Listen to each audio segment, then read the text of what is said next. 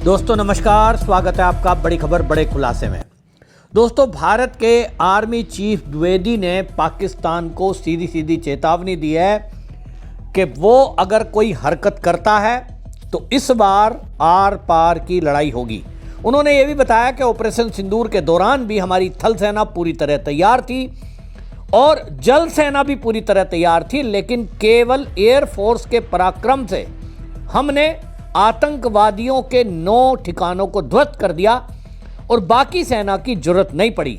लेकिन हम सब तैयारी में थे कि यदि पाकिस्तान की सेना इसके बदले में कोई कार्रवाई करेगी तो हम सब पूरी तरह से पाकिस्तान को तबाह करने के लिए तैयार थे। जो जनरल द्विवेदी हैं, सेना के प्रमुख उपेंद्र द्विवेदी, उन्होंने ये बताया कि हमारी नज़र पाकिस्तान पर लगातार है। ऑपरेशन सिंदूर अभी ऑन है और हमारे संज्ञान में आया है कि पाकिस्तान 8 आतंकी कैंप उसने एक्टिव किए हैं जहां उसकी ट्रेनिंग चल रही है। उन्होंने कहा कि इनमें से 6 एलओसी पर हैं, एलओसी के पार, और 2 अंतर्राष्ट्रीय सीमा पर हैं। ये जो 8 कैंप हैं, हमारी इस पर लगातार नज़र है, क्योंकि यहां से आतंकवादी भारत में घुसकर कोई बड़ी कार्रवाई करने की फिराक में है। जहां तक सवाल है कि ऑपरेशन सिंदूर के टाइम जो फॉरवर्ड मूवमेंट हुए थे, forward movement over a period of time हमारे डीजीएमओ एग्रीमेंट के बेसिस पे इसको हमने कम करना शुरू किया था और इसको हमने वक्त दिया था कि तकरीबन हम इसको मई के आखिरी तक इसको हम पूरा करने की कोशिश करेंगे। और बीच बीच में डीजीएमओ टॉक्स होती रहती थी दोनों तरफ रीएश्योरेंस करने के लिए, ताकि कोई मिस इन्फॉर्मेशन न रह जाए, और वो रीएश्योरेंस के मद्देनजर हमने इसमें कार्रवाई की थी दोनों तरफ से। जैसे आपको पता है कि हम लोगों ने काफी मोबिलाइजेशन किया था, काफी हद तक मोबिलाइजेशन किया था, वो क्लासिफाइड है लेकिन काफी किया था, तो उस मोबिलाइजेशन को धीरे धीरे हमने सही जगहों पे पहुंचाया हुआ है। जहां तक हमारे आईज एंड ईयर्स के सवाल हैं, चूंकि ऑप सिंदूर ऑन है इसलिए वो आईज एंड ईयर्स वो खुले रहेंगे। इसके तहत जो कुछ हमें कार्रवाई करनी है वो हमने आगे कर रखी है। जहां तक दूसरा आपका सवाल है कि टेररिस्ट कैंप के क्या हालात हैं, तो टेररिस्ट कैंप के हालात का मैं ये बताना चाहूंगा कि जितनी खबर हमारे पास है, तकरीबन 8 कैंप्स अभी भी हमारे ऐसे नॉलेज में हैं जो कि एक्टिव हैं, जिसमें से 2 तकरीबन आईबी के अपोजिट हैं और 6 एलसी के अपोजिट हैं। और इन कैंप्स में तकरीबन अभी भी हम समझते हैं कि किसी प्रकार की प्रेजेंस या ट्रेनिंग है, तो इसलिए हम उसके नजर रखे हुए हैं, उसकी खबर कोशिश करते हैं हासिल करने की, और अगर कोई ऐसे दोबारा हरकत हुई तो हम जरूर उसको, जो हमारा इरादा है, हम उसको जरूर अंजाम देंगे। जैसा कि हम जानते हैं कि हमारा गणतंत्र दिवस हो, स्वतंत्रता दिवस हो या फिर दीपावली हो, ऐसे मौके पे पाकिस्तान के जो आतंकवादी हैं वो भारत में कोई ना कोई बड़ी हरकत करने की ताक में हमेशा से रहते हैं और पाकिस्तान की सेना उनको कवर फायर देती है। भारत में घुसकर वो हमेशा इस तरह की कोशिश करते हैं। दिल्ली के लाल किले में जब से ब्लास्ट हुआ उसके बाद एक नया मॉड्यूल सामने आया कि व्हाइट कॉलर लोग भी अब आतंकवादियों ने शामिल किए हैं, जिसमें भारत के अंदर ही बैठे हुए उनके स्लीपर सेल अब इस घटना को अंजाम देने में लगे हुए हैं। इसको बाकायदा एनआईए ने हैंडल किया और हमने देखा कि 3000 अमोनियम नाइट्रेट, 3000 किलो वो अमोनियम नाइट्रेट पकड़ा गया, जिससे बड़ी मात्रा में नरसंहार इस तरह का करने का प्लान उनका चल रहा था। रेसिन जहर भी पकड़ा गया, जिससे हजारों लोगों को मारने की कवायद चल रही थी। लेकिन अब सेना प्रमुख ने साफ किया कि जो आतंकी कैंप चल रहे हैं उस पर हमारी नजर है, हमारी तैयारी है। उन्होंने कहा कि हमारी जानकारी में है कि 140 आतंकवादी इस समय एक्टिव हैं। इसमें 10 स्थानीय आतंकवादी भी हो सकते हैं जो भारत के अंदर उनका स्लीपर सेल के तौर पर है। उन्होंने कहा कि पूरी तरह से हमारी सेना तैयार है और हम फिलहाल कोई ऐसी सेना की वापसी नहीं कर रहे हैं जहां अग्रिम मोर्चों पर हम डटे हुए हैं। हमारी नज़र लगातार है और ये हम बता दें कि ऑपरेशन सिंदूर पहले भी जब किया था उसमें हमने आतंकवादियों के जो ठिकाने ध्वस्त किए थे उसके 10 ऐसे पॉइंट हैं, जिसमें बहावलपुर का अहमदपुर ईस्ट में जैश ए मोहम्मद का गढ़, उस पर 4 हमले किए। आतंकी ठिकाने मुजफ्फराबाद में, वहाँ बिलाल मस्जिद और सुबहान मस्जिद, उन पर हमला किया गया। सियालकोट, कोटली, मुरीद के सहित वहाँ पर जो सियाल के वहाँ पे हमला हुआ, बालाकोट के बाद दूसरी बड़ी कार्रवाई ये हुई है, जिसमें 2019 का जो एयर स्ट्राइक किया था उसके बाद अब ये बड़ा ऑपरेशन था। और ऑपरेशन में 9 ठिकानों को इसमें निशाना बनाया गया, 4 पाकिस्तान के अंदर और 5 पीओके में थे। तो कुल मिलाकर के 24 मिसाइलों से ये हमला किया गया था। ऑपरेशन सिंदूर जब हुआ, ये पूरी दुनिया ने देखा कि भारत की एयरफोर्स की क्या ताकत है। और इसको ध्यान में पाकिस्तान को रखना चाहिए कि ये केवल महज आधे पौने घंटे का हमारी सेना का खेल था, और वो भी 3 सेनाओं के अंग में केवल 1 सेना का। और इसलिए जनरल द्विवेदी कह रहे हैं कि भाई सेना हमारी पूरी तैयार थी, लेकिन उसकी जरूरत महसूस इसलिए नहीं हुई कि हमारा टारगेट केवल आतंकवादी ठिकाने थे, आम जनता या सैन्य ठिकाने हमने इसके टारगेट में नहीं लिए। ये बात अलग है कि कुछ एयरफोर्स स्टेशन जहां तैयारी बैठी थी उसको किया गया, लेकिन उन्होंने कहा कि जो भी खबरें आ रही न्यूक्लियर पावर को लेकर, उस तरह की धमकी, अब ये तय हो गया है कि भारत किसी धमकी में आने वाला नहीं है। पाकिस्तान हमेशा न्यूक्लियर वेपन की धमकी देता था। ऑपरेशन सिंदूर में हमारी एयरफोर्स ने बता दिया कि तुम्हारी कोई भी धमकी हम पर चलने वाली नहीं है और हम तुम्हें इस काबिल छोड़ेंगे ही नहीं। पहला हमला हमारी तरफ से होगा अगर तुमने कोई हरकत की। जहां तक न्यूक्लियर रिटॉरिक का चीज है, मैं ये कहना चाहूंगा कि डीजीएमओ टॉक्स में न्यूक्लियर के ऊपर कोई भी बात नहीं हुई थी, और जो न्यूक्लियर रिटॉरिक जो भी दी जा रही थी वो पॉलिटिशियंस द्वारा दी जा रही थी या लोकल पब्लिक द्वारा दी जा रही थी पाकिस्तान में। मुझे ऐसा कोई अंदाज नहीं है कि मिलिट्री की तरफ से ये कोई ऐसी चीज आई थी। जब हम बोलते हैं कि इसमें हमारा रोल क्या था, जब हम बात करते हैं, पहले बोला जाता था कि कन्वेंशनल ऑपरेशंस के लिए जो स्पेस है वो कम होती जा रही है और सब कन्वेंशन से डायरेक्टली हम सीधे न्यूक्लियर डोमेन में जाएंगे। परंतु इस बार जो हमने कार्रवाई की, आपको पता है कि जम्मू कश्मीर में स्पेशली जिस तरह की फायरिंग हुई थी और जिस तरह से हमने उनको एड्रेस किया और तकरीबन हमने उनके 100 लोगों को जो खत्म किया, वो सब कार्रवाई जो हुई थी वो इसीलिए हुई थी क्योंकि हमने कन्वेंशनल स्पेस को बढ़ाया। और उस 88 आवर्स में आपने देखा कि कन्वेंशनल स्पेस को बढ़ाने के लिए आर्मी का जो मोबिलाइजेशन था वो इस प्रकार से था कि कोई भी ऐसी गलती अगर पाकिस्तान ने की जिसमें कि हमें मजबूर होना पड़ा ग्राउंड ऑपरेशन शुरू होने के लिए, हमने पूरी तैयारी कर रखी थी। तो मैं यही कहना चाहूंगा कि जहां तक न्यूक्लियर रिटॉरिक का सवाल था, डीजीएमओ लेवल पे कोई ऐसी बात नहीं हुई थी और कन्वेंशनल स्पेस को हमने बहुत ज्यादा बढ़ाया था। तो ये जब से दिखाया गया है, और अब तो उन्होंने कहा कि हमने एक और रेजिमेंट बनाई है।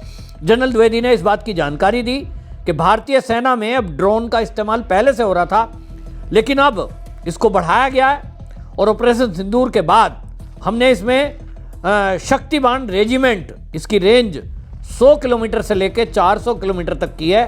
इसे 700 से 1000 किलोमीटर तक अपग्रेड किया जाएगा। सेना प्रमुख ने कहा कि हमने भी आत्मनिर्भर होने का बीड़ा उठाया है।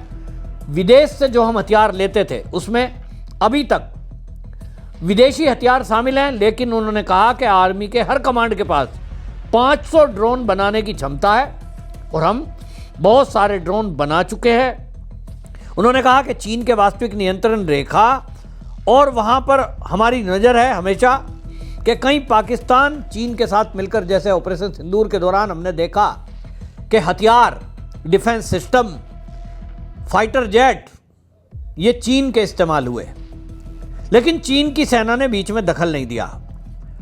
अब अगर वो भी हरकत करता है तो उसकी तैयारी भी हम बैकअप में लेकर के चलते हैं। द्विवेदी ने कहा कि ये तो तय है कि ऑपरेशन सिंदूर से इस बार बड़ा ऑपरेशन होगा और इस बार सीधी बात है कि जो इसके लिए जिम्मेदार हैं, क्योंकि आतंकवादी अगर वहां पल रहे हैं तो उनको पालने वाली पाकिस्तान की सेना है। अगर आतंकवादी भारत में घुसपैठ करने की कोशिश करते हैं तो उनको बैकअप देने वाली पाकिस्तान की सेना है।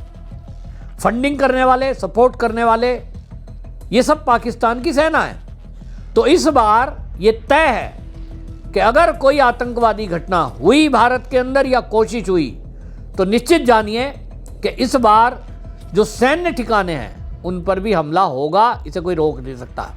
तो सबसे पहले मैं ये बताना चाहूंगा कि ऑप सिंदूर के बाद जो हमारा टेररिस्ट इनिशिएटेड इंसिडेंट है वो तकरीबन खत्म हो चुका है। मैंने आपको जैसे बताया कि उसी प्रकार से जो एक्टिविटीज हैं वो बहुत कम हो चुकी हैं। इसका मतलब ये नहीं है कि हमने जेएंडके में कोई किसी प्रकार की कमी पेशी की है या कोई हमने किसी प्रकार की फौज को वहां से निकाला है। हमने उतना ही दबाव बना के रखा हुआ है। जैसे मैंने आपको बताया कि क्या वापस बाहर के जो कैंप्स हैं, जो वेस्ट साइड कैंप्स हैं, जिसके बारे में मैंने अभी बताया कि 8 कैंप्स अभी भी वहां पे एक्टिव हैं हमारी नॉलेज में, और उस पे अभी भी लोग बैठे हुए हैं। कितने बैठे हैं ये अलग अलग इसके सोच विचार हैं, बट हमारी तरफ से अगर देखा जाए तो तकरीबन 100 से 150 लोग हो सकता है वहां पर बैठे हों। जहां तक पॉलिटिकल रिटोरिक है या जहां तक जो हुर्रियत जो उस साइड है, पाकिस्तान है, क्या वो पूरी तैयारी कर रही है? मेरे हिसाब से पूरी तैयारी कर रही है। क्या पाकिस्तान उन लोगों को शह दे रहा है जो इस चीज को, रेडिकलाइजेशन को और लोगों को मोटिवेट करते हैं यहां पे आने के लिए? हाँ, वो कार्रवाई चल रही है। फंडिंग जो है, फंडिंग चूंकि अभी उसके तरीके बदल गए हैं तो तुरंत हो सकता है मैं उसका जवाब ना दे पाऊं। जहां तक हमारी अलर्टनेस है, लाइन ऑफ कंट्रोल में अलर्टनेस पूरी है क्योंकि ऑपरेशन सिंदूर ऑन है। जहां तक ड्रोन का सवाल है, ड्रोन ये आपको देखना ये कौन सा वक्त है। ये वक्त जो है हमारा 15 जनवरी और 26 जनवरी के काफी पास का वक्त है। इस वक्त जो होता है आप देखेंगे कि पाकिस्तान थोड़ा सा एक खौफ में रहता है कि कोई ऐसी कार्रवाई ना हो। तो ये जो ड्रोन्स अभी हमने देखे हैं ये बहुत छोटे ड्रोन्स हैं, ये लाइट ऑन करके आते हैं, ये बहुत हाइट पे नहीं जाते हैं और ये बहुत ही कम देखे गए हैं। जैसे 10 के आसपास तकरीबन 6 से 7 देखे गए थे, 11 और 12 तारीख को 2 से 3 देखे गए हैं। तो ये जो ड्रोन थे ये मैं समझता हूं कि डिफेंसिव ड्रोन थे, जो कि ये ऊपर आके देखना चाहते हैं कि हमारे अगेंस्ट कोई कार्रवाई तो नहीं हो रही है। मैं ये मना नहीं कर रहा हूं, हो सकता है कि वो ये भी देखना चाहें कि कोई कहीं गैप तो नहीं है, इंडियन आर्मी में कोई ढिलाई तो नहीं है, कोई गैप हो जहां से वो टेररिस्ट वहां से भेज सके। तो मेरे ख्याल से उनको उसका नेगेटिव जवाब भी मिला होगा। उन्होंने देखा होगा कि आज की तारीख पे कोई ऐसी जगह नहीं है, कोई ऐसे गैप्स नहीं जहां से वो भेज सकें। लेकिन ये जरूर है, आज जो हमारी डीजीएमओ स्टॉक हुई है उस स्टॉक में इसके बारे में जिक्र किया गया है और उनको बताया गया है कि ये हमें मंजूर नहीं है और कृपया करके इस पे लगाम लगाइए। ये उनको ये बता दिया गया है। और सैन्य ठिकाने का मतलब वो कहते हैं आम सैनिकों को नहीं मारेंगे। आपने देखा ऑपरेशन सिंदूर के दौरान भी कैसी खबरें आई थी कि पाकिस्तान में जब ये लगातार हमले हो रहे थे तो एयर स्ट्राइक को देखते हुए मिसाइलों से केवल अटैक हुए थे, वहां सेना छोड़ छोड़कर भाग रहे थे लोग। वो देख रहे थे भाई अब तो मरना है भारत के सामने, भारत की इतनी मजबूत सेना है, और इसलिए भगदड़ मची थी। यहां तक कि वहां का जो मुनीर है सेना का चीफ, वो खुद बंकर में छुपा था। ये बाद में खुलासे हुए हैं। यानी उनको भी भय था कि कहीं ना कहीं तुम निशाना बन सकते हो। इस बार क्या होगा? इस बार भारत की सेना पहले से तैयारी में है कि जो भी सेना के वहां बड़े अफसर हैं पाकिस्तान में, अब की बार उन पर पूरी नजर है। जब भी मिसाइल होंगी अब की बार गिरेंगी तो उनके ठिकानों पे गिरेगी, चाहे वो किसी भी बंकर में छुप जाए। ये तय है, क्योंकि उन्हीं अफसरों के कारण ये सब हो रहा है। और इसलिए जनरल द्विवेदी की इस धमकी का अब मैं देख रहा हूं पाकिस्तान से प्रतिक्रिया आ रही है, बड़ी बड़ी डींगे हाँक रहे हैं पहले की तरह, लेकिन ये तय है कि वहां आपको बताऊं कि दहशत का माहौल है। सेना प्रमुख ने ऑपरेशन सिंदूर की जो याद दिलाई, उन्होंने बता दिया कि जिस तरह से हुआ है वहां, यहां बड़े बड़े ठिकाने उनके ध्वस्त कर दिए गए और हमारा बाल भी बांका नहीं हुआ। लेकिन भारत में एक बात थी कि जो कांग्रेस और विपक्षी दल के नेता थे, ये भारत की सेना पर सवाल उठा रहे थे, भारत के शौर्य पर सवाल उठा रहे थे, और हमेशा से इन्होंने देखा है सेना का मनोबल कम करने का काम किया है, चाहे हमारी सर्जिकल स्ट्राइक हो, एयर स्ट्राइक हो। खासतौर पे कांग्रेस और वामपंथी दल हमेशा से कहते रहे कि नहीं हमारी सेना ने तो किया ही नहीं। अभी आपको याद होगा कुछ दिनों पहले पृथ्वीराज चौहान कांग्रेस के नेता हैं, उन्होंने फिर से ऑपरेशन सिंदूर पर मजाक बनाया। उन्होंने कहा देखो ऑपरेशन सिंदूर को कहा कि भारत तो पहले ही दिन हार गया। 7 तारीख को आधे घंटे तक जो हवाई युद्ध हुआ वो कहते हैं कि उसमें हम पूरी तरह हार गए, हमारे विमान तो उड़ ही नहीं सके। इस तरह की बात ये केवल देश का दुश्मन कर सकता है। लेकिन दुर्भाग्य से पीएमओ मंत्री रहे अशोक चव्हाण वो इस तरह की जब बात करते हैं तो पाकिस्तान के जो लोग हैं वो उसको एजेंडा बनाते हैं और वो कहते हैं देखो भाई, भारत के मंत्री जी कह रहे हैं, जो केंद्र में मंत्री रहे हो वो ही खुद कह रहे हैं कि भारत की सेना तो हार गई। तो इस तरह का नैरेटिव वार, उसमें हमारे भारत के राजनीतिक दलों के बयान ये हमें नुकसान करते हैं और ये अंदर बैठे हुए गद्दार हैं। इसकी तैयारी हर देशवासी को करनी है कि जिस तरह से ऑपरेशन सिंदूर के दौरान पाकिस्तान झूठ फैला रहा था, चीन झूठ फैला रहा था, अमेरिका लगातार झूठ फैला रहा था, ये फिर से एक बार ग्रुप बना रहे हैं। ये तो हमेशा झूठ ही बोलेंगे, लेकिन इस देश के अंदर बैठे हुए जो देश के गद्दार हैं, चाहे वो किसी भी बड़ी पार्टी के नेता हो, उनका क्या इलाज है? उनका इलाज आप और हम राष्ट्रभक्त लोग हैं जो उनके नैरेटिव वार को ध्वस्त करने के लिए फिर से तैयारी करेंगे। और अगर कोई ऐसे हालात बनते हैं कि भारत पाकिस्तान का फिर से ऑपरेशन सिंदूर पार्ट 2 होता है, तो ऐसे में आप और हमारा ये कर्तव्य है कि जो भी जानकारी हमें सेना के माध्यम से आए, हम देशवासियों तक और दुनिया तक उसको पहुंचाएं। यही जनरल द्विवेदी कहना चाह रहे हैं और इसलिए आप तैयार रहिए कि देश के अंदर बैठे गद्दारों को मुंह तोड़ जवाब आपको हमको सोशल मीडिया के माध्यम से देना है। आपकी क्या राय है? कमेंट में जरूर लिखें, वीडियो शेयर करें। वंदे मातरम।